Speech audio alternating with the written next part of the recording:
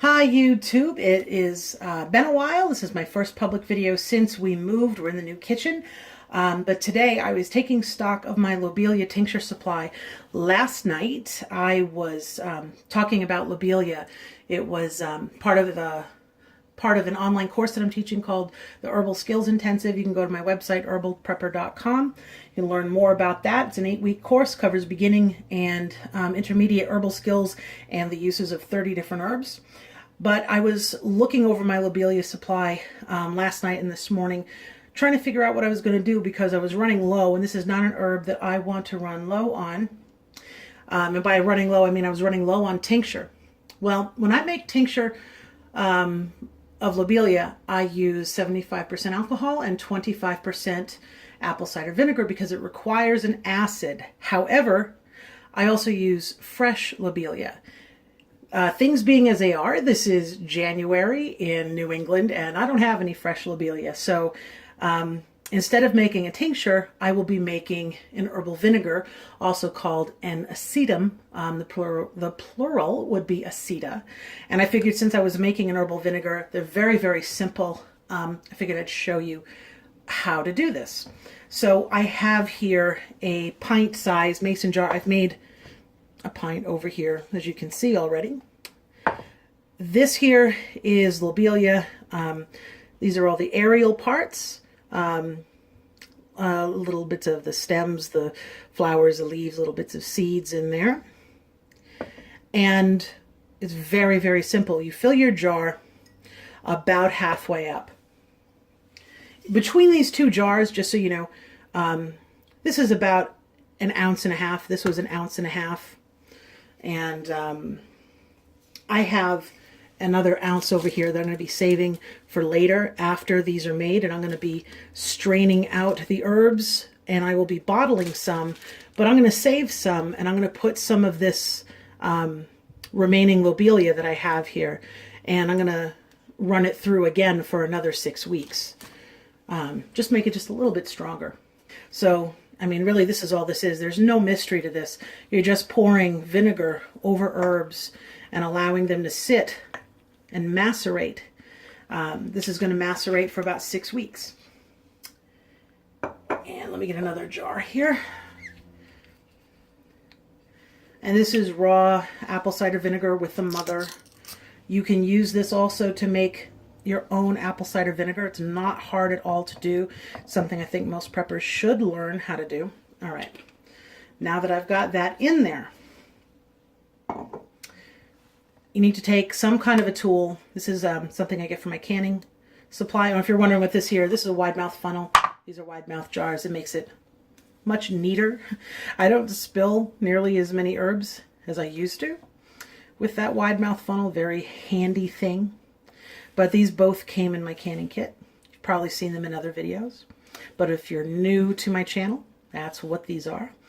And you don't have to have this to, get out the air pockets.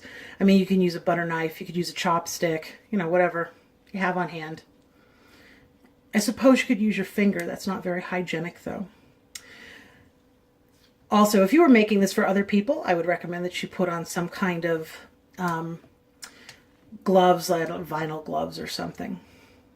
I'm making this for myself, so I'm not exactly too worried about that. All right. So all of that herbal material is covered, but I just want to top this off and get it up to the top. This isn't rocket science, people. It's wonderful medicine, but it's not rocket science.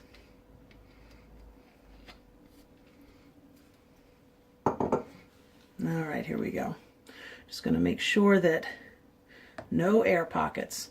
And you don't want any air pockets because that means that there's herbal material that's not coming in contact with your solvent. Solvent, the same thing as menstruum. The two words mean the same thing. All right.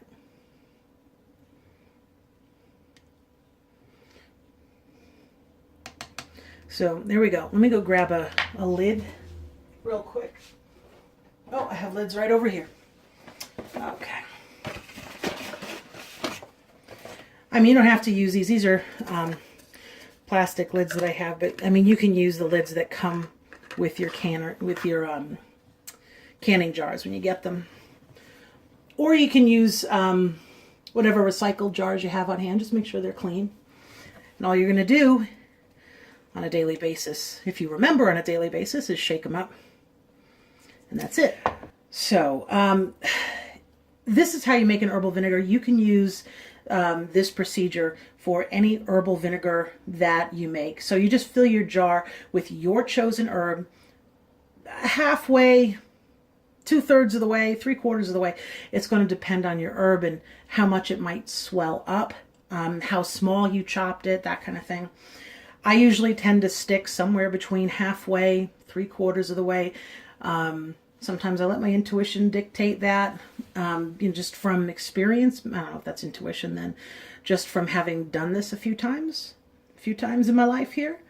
But anyway, the thing is that with dried herbs, they're going to swell somewhat, and you need to leave some space in your jar. Otherwise, what's going to happen is you're going to have the herbs going to swell up completely, and when you go to strain this, you're not going to get a whole lot of herbal vinegar out of this, or whatever, if it's tincture or glycerite or whatever, if you completely fill it when you're working with dry herbs. So you got to leave some space here. Other than that, you let it sit for about 2 to 6 weeks. And I say 2 weeks, like if you're making something that's really spicy, like fire cider, you want to cut that maybe around 2 weeks, or at least start tasting it at 2 weeks. Maybe it's ready for you or not. Otherwise, 6 weeks. Keep it out of the light, someplace cool and dark. And at the end of 6 weeks, you'll strain it. And if you want, you can put a new batch of herbal material with that same vinegar. Repeat the process if you want it to be a little bit stronger. Otherwise, you're done. If you do another batch of herbs in the same vinegar for another 6 weeks, you're probably going to need to add a little bit more vinegar because you're going to lose some of it in the process. Not much, but you're going to lose some of it, and so you're going to want to replace that. All right, so I got to say a couple of things here, because I've read a number of blogs by well-known herbalists and some books by well-known herbalists that aren't necessarily all that fond of herbal vinegars, and the complaint generally is that they're too weak or they don't make a good extraction. And then some of them go on to say that, oh, but glycerites are fine.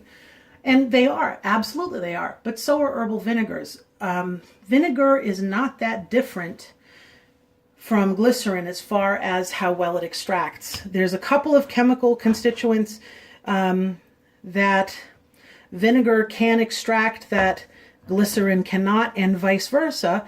But as far as what they can extract, they're fairly comparable. Neither vinegar nor glycerin extracts as many different constituents as alcohol.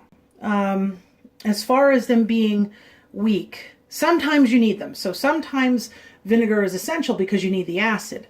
Otherwise, when they're somewhat weak, I mean, you can fix that. Just put in more herbs and let it steep again. If I think that a vinegar is too weak, that's all I'm going to do. I mean, it takes more time and you got to plan for it, but it's not a huge, thing to surmount. It's not a huge obstacle. I also think that vinegar, especially apple cider vinegar, has some benefits for people who are interested in prepping and self-reliant living that other solvents don't have. And let me explain what that means. And also I want to say about other vinegars. Apple cider vinegar, some of the benefits here, above and beyond some health benefits that are documented, it is easy on the budget if you are stocking up. So if you're stocking up on alcohol and you're stocking up on glycerin, because I expect both of those to be in short supply in a post-disaster, post-SHTF kind of world, if that's your concern, stock up on that, but also stock up on apple cider vinegar. A bottle like this, available just about all over the country. In my neck of the woods, this 32-ounce quart bottle is approximately $4. The same amount of vodka is going to be about $15. So this is much more budget friendly. So if that's a concern of yours, consider studying and researching herbs that are good for herbal vinegars. If you do have some acreage, or let's say you are in a suburb and maybe you've got a backyard, maybe you got a neighbor who either is like-minded in some way. Maybe you don't have room for 2 apple trees for proper pollination, or if you put 2 apple trees in your backyard, you won't be able to grow anything else because now there's too much shade. However, find a neighbor. Maybe they are also into prepping, but maybe not. Maybe they are into self-reliance. Maybe they like the idea of independence. Maybe they like sustainability and saving the environment, that kind of thing. Maybe they like the idea of homegrown organic foods, things like that. Find, somebody who likes gardening, that kind of thing. And both of you go out and get an apple tree. And now you've got proper pollination and you only need the 1 tree. There's only so many apples anybody's going to use. I think that's a pretty fair thing to do. You might be able to find a neighbor to do that. And now you've got apples. And making apple cider vinegar is not that difficult. I really need to do a tutorial on that, but there's plenty of tutorial videos on YouTube that you can look up in the meantime. Let's see here. I also have instructions for how to do that in my book, Prepper's Natural Medicine. So making apple cider vinegar at home, you just need the cores, you need the peels, and you can start off with a little bit of this kind of vinegar and get the mother, and that's your starter. And it can be a little, I'm not saying it isn't without its own little tricks, but it's a fairly easy DIY project, especially when you compare it to making moonshine. A number of states are making that legal to make for home use, but there's equipment involved, there's some skills involved, and look, if you're interested in that, if it's legal where you're at, go do it. If it's not legal there, it's not going to hurt you to get a theoretical knowledge of that. But this is a whole lot less equipment intensive and skill intensive, resource intensive, I guess. All right, so bottom line, let me sum this up for you. Herbal vinegars, they absolutely have a place in your preps. Go ahead, stock up on alcohol and glycerin, but also stock up on apple cider vinegar for your herbal preparations as well. Look into possibly making your own apple cider vinegar. It's not that hard. And all right, I got to get out of here. I got to get this video uploaded, get it onto herbalprepper.com. Before I go, if you liked this video, click on the like button down below. I appreciate that so much.